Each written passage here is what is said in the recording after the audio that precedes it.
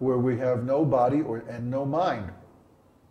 And because we're in material consciousness, we're conditioned by material nature and time, then it's just like a long dreamless sleep during which we cannot understand how much time is passing.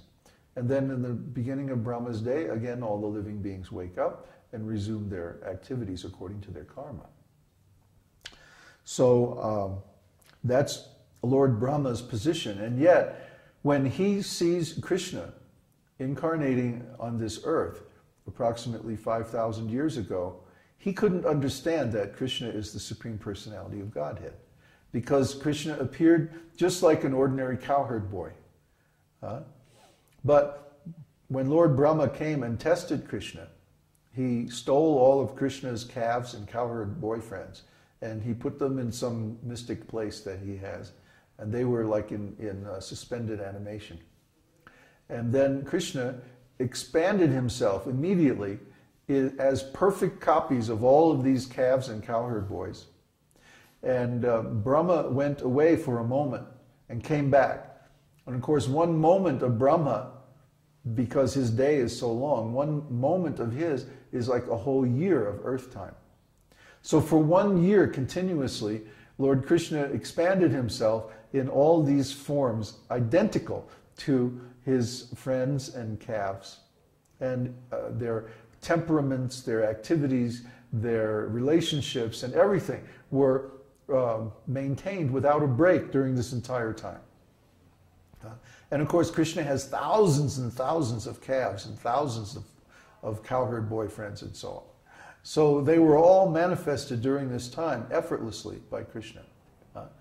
And he continued his pastimes just as they were.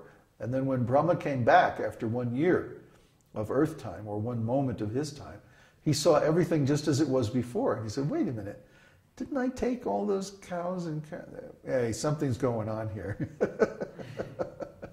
So he approached Lord Krishna, and he said, oh, I'm so sorry. I thought that you were just an ordinary boy, and I was mistaken. I couldn't understand your actual potency. So when Lord Brahma was watching, Krishna transformed all of the cows and calves and cowherd boys that he had expanded as into Vishnu forms, with 4 arms and golden helmets and jeweled garments, and from their feet to their heads covered with buds of tulsi, which are offered to Lord Vishnu and as devotional service. And then he had all the Brahmas and all the Shivas from all the different universes come and pay their obeisances at the feet of all these Vishnu forms. And Lord Brahma, it's stated in the Shastra that Lord Brahma felt like a rabbit among elephants. And he was just completely overwhelmed. His mind was blown. Freak out. Yeah, freak out.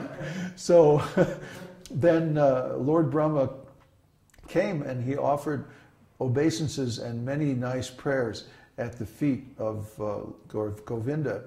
And basically that was his message, that I thought you were just an ordinary boy, and here you are, the immeasurable source of Lord Vishnu. Because Brahma is born from Lord Vishnu, and he worships Lord Vishnu. That's the worshipable deity of Lord Brahma, is Garbhodakashayi Vishnu. And so when he saw all these Vishnu forms and everything emanating from the body of this little cowherd boy, then he was extremely surprised and amazed.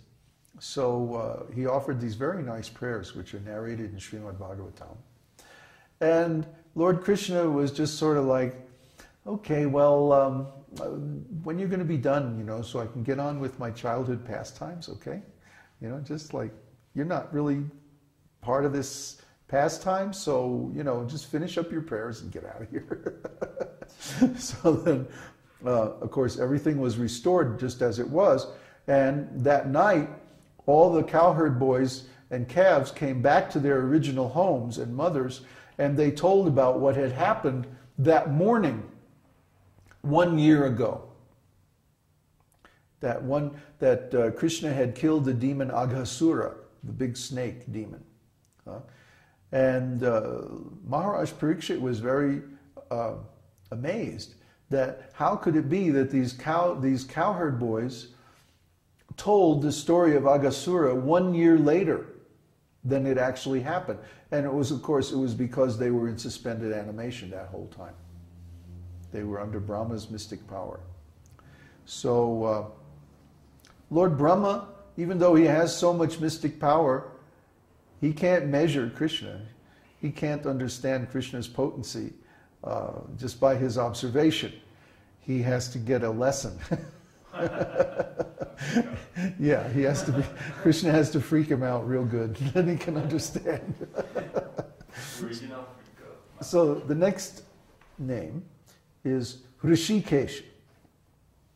Hrishika means the senses, and Esha means the master or the God, the original.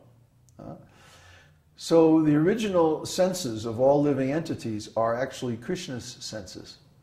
And then he expands himself, well, I can't say and then, because he expands himself eternally as all the different forms of Godhead and all the living beings and all the different forces of nature and so on. We say when he expands himself, that's actually just an artifact of our language.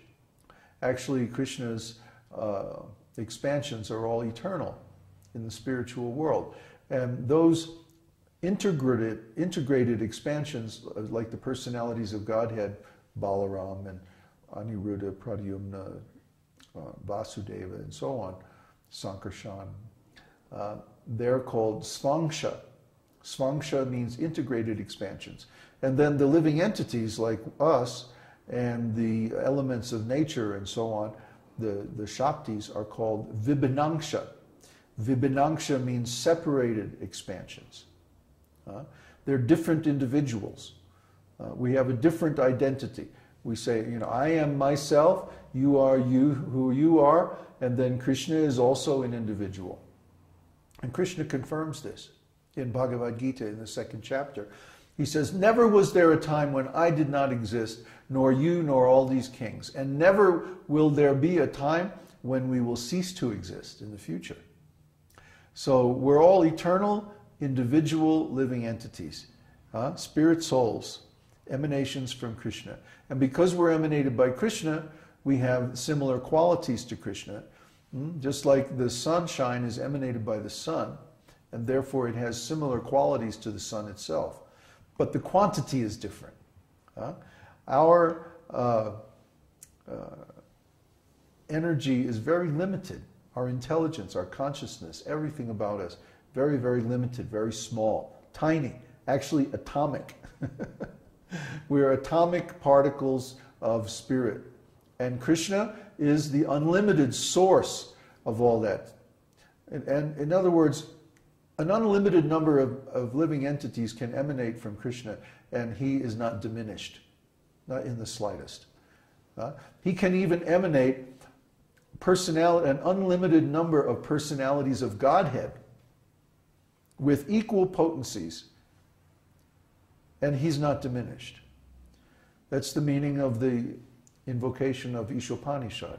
Om Purnamadaha Purnamidam Purnat Purnam Udachite Purnasya Purnam Adaya. He can emanate as many complete units as he wants. Purnam Eva Vashishyate. He still remains the complete whole and the complete balance. So again, this is spiritual logic. And spiritual logic is very difficult to understand for an ordinary person. But for someone who's God conscious, he can understand. Rishikesha. Rishikesha, Rishikena, Bhaktir Uchitam. That when we offer the activities of the senses in the service of the master of the senses, then that's bhakti. That's love of God. Because actually, these senses don't belong to us. They belong to Krishna. I often make the example, do we digest our food? Do we think, now I need to add a little more hydrochloric acid, and let's say, how about a few enzymes, just for good digestion? No, we don't think of any of that stuff. We don't think about how our heart is beating. Unless it stops, if we have a heart attack or something. Then we think about it. But normally, we don't think about it. It just goes on all by itself. Well, we're not doing that. We're not operating the senses of the body. Who is? Well, that's Krishna. That's Super Soul. That's Hrishikesha, the master of the senses. So he's there in our body. He's there in all bodies. He's operating the whole thing. The senses, the mind, the memory. Did you ever want to remember something, like somebody's name? I have this problem all the time. So-and-so, what's his name? And it just won't come, right? Because Krishna is in charge of memory. We're not in charge. We're not operating the mind. Krishna is operating the mind. He is within our mind, our body, our senses, and even within every atom.